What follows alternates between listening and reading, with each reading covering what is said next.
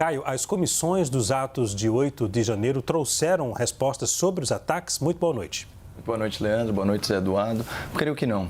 Eu acho que, como tem sido do feitio, infelizmente, das comissões parlamentares de inquérito, as investigações elas assumem uma característica muito mais de politização do que esclarecimento da verdade. A gente vê que, a depender de quem produz o relatório, e aqui a gente tem um fenômeno da exuberância de relatórios paralelos, a depender de quem produz esses documentos, as conclusões são absolutamente díspares em relação ao relatório do outro espectro político, do outro grupo político e por aí vai. Então, as questões que deveriam pautar, enfim, as atividades dos parlamentares, que seriam a busca pela verdade, a vontade de elucidar, parecem estar aí sendo preteridas por simplesmente encaixar supostas conclusões a ideias já pré-concebidas sobre o que foi o 8 de janeiro. Então, há aqueles que enxergam que o 8 de janeiro foi um golpe de Estado, para depor o presidente eleito e colocar no seu lugar o presidente que estava aí, na falta de uma expressão melhor, desterrado, hospitalizado, que já estava aí despido de qualquer cargo ou poder institucional, já não era mais comandante-em-chefe das Forças Armadas, já não tinha mais o poder executivo em suas mãos e supostamente esperou perder toda a sua majestade para, de repente, engendrar um coup d'état dos Estados Unidos. Enfim, tem gente que, inclusive, atribui culpa ao ex-presidente da República pelo que aconteceu. E tem gente que interpreta as coisas de uma forma bem diferente, falando que, de fato, eram pessoas insatisfeitas com o processo eleitoral, o que, diga-se de passagem, é admissível constitucionalmente, as pessoas têm direito à opinião, e que ocuparam aí temporariamente prédios públicos, havendo uma minoria de vândalos que depredaram aí patrimônio público e, obviamente, isso é defeso em lei. Então, a depender da interpretação inicial, parece que as pessoas foram trazendo elementos para corroborar ideias já pré-concebidas, isso nos dois espectros políticos. Agora, realmente, de tudo que foi dito, a gente tem umas situações que foram flagradas em vídeo. E não resta esclarecido a natureza da postura do citado general G. Dias. Ele foi flagrado aí perambulando pelos corredores, na companhia dos manifestantes e também dos vândalos. A sua equipe, ou a equipe que estava sob a sua liderança, chegou ao cúmulo de oferecer água a esses invasores, quiçá alguns dos vândalos também. E quando houve oportunidade de mostrar à população de uma forma transparente o que havia acontecido, ele optou por editar essas imagens, certo? Enviar primeiro para uma grande emissora e ato contínuo para toda a imprensa, uma versão editada da realidade que não mostrava a sua eventual omissão, a sua conivência, a sua leniência, porque não a sua colaboração com o ingresso dessas pessoas e o livre trânsito delas pelas dependências do Palácio do Planalto. Então, assim, essa é uma situação que não resta esclarecida, é uma situação gravíssima, não à toa o ministro caiu depois que essas imagens vieram à tona, e só vieram à tona aqui, Leandro, me permita fazer aí essa deferência ao jornalismo independente da CNN e ao seu brilhante trabalho de reportagem. Zé Eduardo, as comissões dos atos de 8 de janeiro trouxeram respostas sobre os ataques. Muito boa noite. Boa noite, Leandro. Boa noite, Caio. O Brasil é um país que, às vezes, nos passa e lembra aquela repetida e batida frase de que seria cômico se não fosse trágico. Hoje, quando eu li o relatório, ou pelo menos a informação, de que a Câmara Distrital pretendia indiciar o general G. Dias, parece que, pelo que você informou agora, retiraram do relatório, eu fiquei pensando, será que revogaram a Constituição e não me avisaram? Desde quando uma CPI do Distrito Federal tem competência para investigar depredação de patrimônio público da União? Ou seja, G. Dias estava sendo acusado de ter ocorrido uma depredação do Palácio do Planalto. Quem investiga isso não é o Distrito Federal. Quem investiga isso é a União. Estava-se, obviamente, extrapolando a competência da CPI local em situação que poderia qualificar, inclusive, abuso de autoridade, para tentar pegar alguém do atual governo para justificar a ideia de que o atual governo realmente atuou, olha lá, o G. Dias abriu a porta, etc. Tal. Não se enquadrou nesse relatório ao comando da Polícia Militar do Distrito Federal, não se enquadrou nesse comando os subordinados de G. Dias.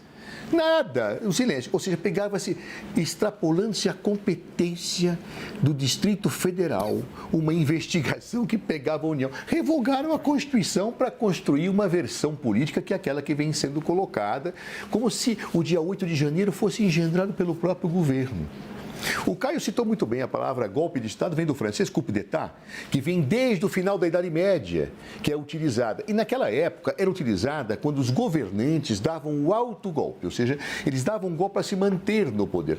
Mas com o tempo se evoluiu, porque o golpe de Estado ele pode ocorrer por quem está dentro do poder para se preservar, né? Vamos ler a clássica obra de Karl Marx, Os Oito de Brumário, ou com alguém que está fora do poder para impedir que aquele que efetivamente governa permaneça e até se credenciar para o posto. O fato de um governante ter deixado o poder não desautoriza a ideia de que ele tenha planejado um golpe de Estado, especialmente se quando ele era presidente da República, ele se reuniu, conforme a imprensa fartamente noticiou, no caso Jair Bolsonaro, com os comandantes militares para discutir quem aderiria a uma intervenção militar. Isso foi amplamente noticiado pela imprensa, basta ler. E aí consta que o único que aderiu seria o comandante da Marinha, que o comandante do Exército disse não e o da Aeronáutica não.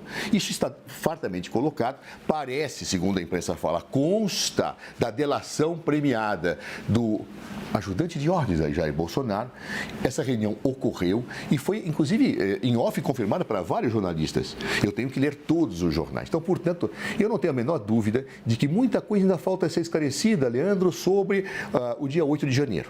Mas é evidente que houve uma tentativa de golpe de Estado para impedir que Lula da Silva governasse. E para encobrir isto, o que tentou se fazer no Distrito Federal, enquadrar o G. Dias numa situação que a CPI não tinha condições constitucionais, institucionais de fazê-lo. Senhores, vamos fazer um breve intervalo, mas esse assunto continua no próximo bloco. Até já.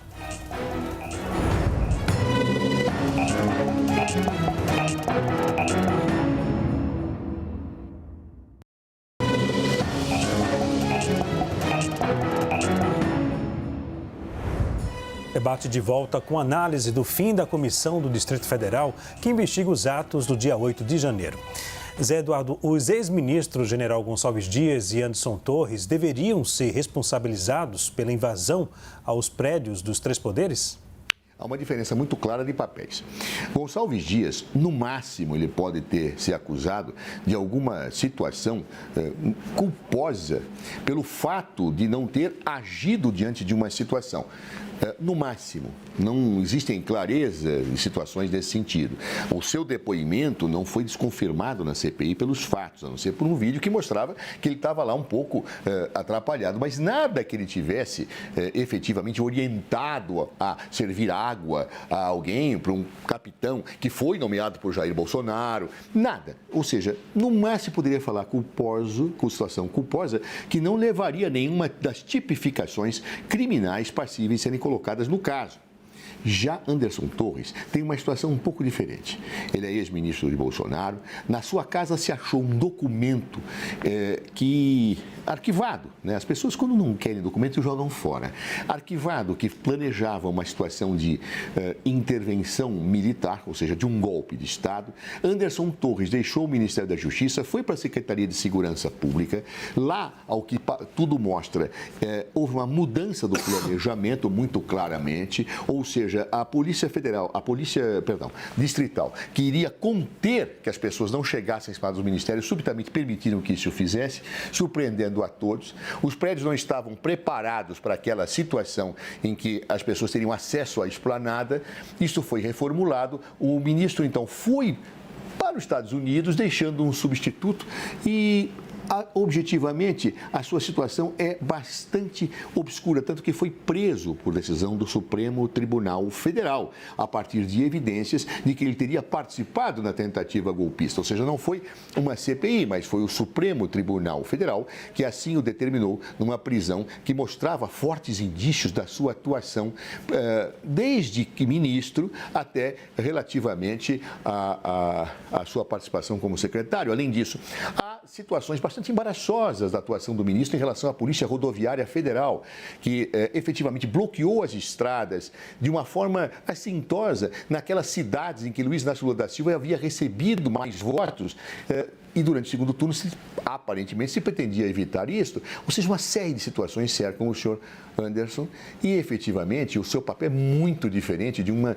possível situação culposa que envolveria o general G. Dias, que pediu demissão logo após os fatos terem sido revelados, mas que em si não teve nenhuma situação de acusação de comportamento doloso, de conivência com os atos de vandalismo do dia 8, com tentativa de golpe de Estado do governo que ele participava para permitir que outro assumisse o poder, de tentativa de viabilizar uma intervenção militar, ou seja, não existe absolutamente nada que comprove que G. Dias, no máximo, poderia ter tido uma atuação culposa, não agindo da forma dirigente, como deveria e se esperar no Palácio do Planalto para evitar que aquilo acontecesse. Não sem ainda frisar que os subordinados de G. Dias não haviam ainda sido substituídos. Nós estávamos há uma semana, Leandro, do início do governo. A maior parte daqueles subordinados, inclusive o capitão que serviu a água, haviam sido nomeados pelo governo anterior. Então, portanto, são situações que não se comparam por serem muito, mas muito diferentes no plano fático. Caio, o general Gonçalves Dias e Anderson Torres deveriam ser responsabilizados pelo 8 de janeiro? Olha, aqui eu vou concordar com o Zé Eduardo Cardoso no sentido de que as situações são muito distintas, né? Quando nós falamos do secretário, ex-secretário, né, de segurança lá do Distrito Federal, a gente está falando de um servidor público que, inclusive, sequer estava no Brasil durante os atos de 8 de janeiro. Ainda assim, ele foi preso, a meu ver, de forma desarrazoada por meses e meses a fio, né, o que importou aí severos danos psicológicos e à sua saúde, para depois essa prisão ser relaxada, porque ela não se sustentava no bom direito, né? Por outro lado, no caso do general Gonçalves Dias, nós temos uma situação bem diferente. Em primeiro lugar, ele estava aqui durante os atos de 8 de janeiro, ele ocupava inclusive o Palácio do Planalto e foi flagrado em vídeo, como eu disse, perambulando pelos corredores, interagindo com os manifestantes, quiçá com os vândalos, numa postura leniente, conivente, omissiva, né, e, por que não, colaborativa com as pessoas que estavam lá, os manifestantes, a meu ver, exercendo o seu direito constitucional, e também com os criminosos que estavam depredando patrimônio público e por aí vai. Não só isso, vamos lembrar que o G. Dias adulterou relatório de inteligência, foi submetido à Comissão de Inteligência do Congresso Nacional, excluindo aquelas mensagens que demonstravam que ele havia sido alertado sobre os riscos de algo similar ao que se concretizou no 8 de janeiro. Além disso, nós já sabemos também que foi o Gabinete de Segurança Institucional que editou imagens de forma a manipular a opinião pública e distribuir à imprensa apenas uma versão da realidade dos fatos. O que nós tivemos foi sui generis. Nunca antes na história desse país, nunca antes, manifestantes conseguiram adentrar os prédios públicos. E, inclusive, há relatos, há imagens, né, de manifestantes sendo convidados a adentrar os prédios públicos para fugir de eventuais tumultos, né, na manifestação que se dava ao lado de fora. No caso específico do Planalto, nós temos o caso atípico de uma invasão sem forçar a entrada. Só que é uma invasão em que não se forçou a porta, em que não se quebrou nada, né, em que as pessoas simplesmente adentraram o edifício caminhando tranquilamente. Bom, não só isso, além de editar as imagens, além disso, determinou o sigilo da íntegra das imagens, ou seja, deixou toda a população brasileira interessada em saber o que se passou de fato, né, naquele fatídico 8 de janeiro, no escuro. E graças à CNN, a gente teve um pouco de luz nisso. Mas, infelizmente, os nossos parlamentares e também a nossa justiça parecem não estar no mesmo passo do cidadão que quer entender o que aconteceu e qual foi o papel desse general e do Gabinete de Segurança Institucional do senhor Lula da Silva no 8 de janeiro.